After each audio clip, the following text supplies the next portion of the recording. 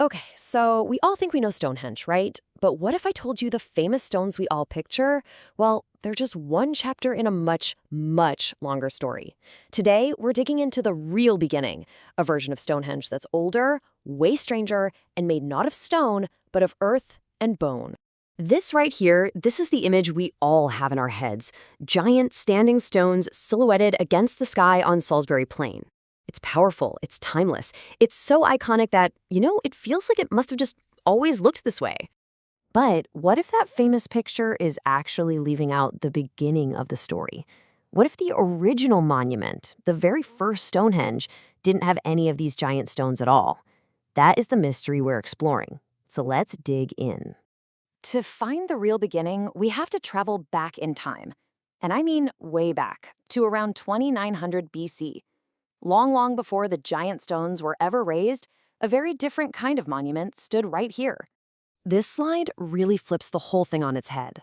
On the left, you've got the myth, the postcard image. But on the right, that's the reality of Phase 1. So for a minute, forget the giant stones. The original Stonehenge was a massive circular earthwork, a huge enclosure carved right into the chalky ground.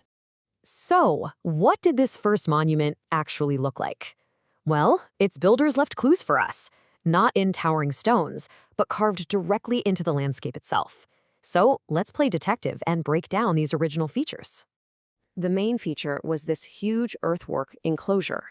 The builders dug this giant circular ditch and then used all that excavated chalk to create a high bank on the inside. I mean, even without the stones, this was a monumental effort, a clear signal to everyone that this place was special. And this design wasn't just for looks. That ditch and bank created a powerful boundary, both physically and symbolically. To cross it meant you were leaving the ordinary, everyday world behind and stepping into a sacred space. It was basically a gateway between two different realms. Now, inside that boundary, the builders left one of their most baffling clues. It's a very specific number, 56. What on earth could that mean? Well, that number brings us to these. The Aubrey Holes, a perfectly spaced ring of 56 pits dug just inside the bank. Their existence proves this wasn't just a big ditch. It was a carefully planned, complex design. But their exact purpose? Oh, that is still one of the biggest debates in archaeology. So, what were these holes actually for? Did they hold massive timber posts, creating a kind of wooden circle? Were they sockets for an early circle of stones that have long since vanished? Or were they for something else entirely? Archaeologists have a ton of theories, but nobody knows for sure. So who were the people who pulled this all off? The people of late Neolithic Britain. And this part's crucial to remember. They had no metal tools and they hadn't invented the wheel. Everything you see was achieved with pure ingenuity, incredible physical effort, and massive, massive teamwork. Just try to imagine the labor here. You're using a deer antler as a pickaxe to break up solid chalk. You're using a cow's shoulder blade as a shovel. Then you're hauling it all away, one basket at a time. It just shows the incredible communal dedication it took to build something on this scale. Which brings us to the really big question. Why? Why go to all of this trouble? Well, the answer seems to be that the first Stonehenge was a vital, bustling hub for the living community. It wasn't just for one thing. Think of it as a multifunctional hub. It was a place for people to gather at important times of the year, to conduct ceremonies, to strengthen their community bonds.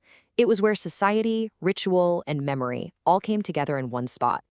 And yes, the sky was absolutely part of it. The heel stone was likely there right from the beginning, marking the spot where the sun rises on the longest day of the year. But this wasn't just some scientific observatory. This celestial alignment was deeply woven into their spiritual beliefs and rituals. But this site wasn't just for the living. It was also profoundly connected to the dead, and that adds a really deep personal layer to its whole story. And this is where those mysterious Aubrey Holes make a comeback. Because over time, they were repurposed. They became the final resting place for human remains. In fact, some of Britain's earliest cremations have been found inside them. This literally turned Stonehenge into a cemetery, a place of memory, connecting the living to their ancestors. So, you see, this early earthwork wasn't the end of the story. Not at all. It was the beginning of a conversation across time, a foundation that future generations would come and build upon. This is such a crucial takeaway. Stonehenge wasn't built all at once. It evolved. First, you get the earthwork. Then, centuries later, new generations bring the bluestones all the way from Wales. And only after that, generations later still, are the giant sarsen stones raised. It was a project that spanned 1,000 years. And this idea is just captured so perfectly here. Stonehenge isn't some static object. It's a conversation across time. Each new phase was a response to what came before, with every generation adding its own chapter to an already sacred place. So, the idea we're left with is this. Before the incredible spectacle of the stones, there was the simple, profound power of a circle. A circle dug by hand with tools of antler and bone.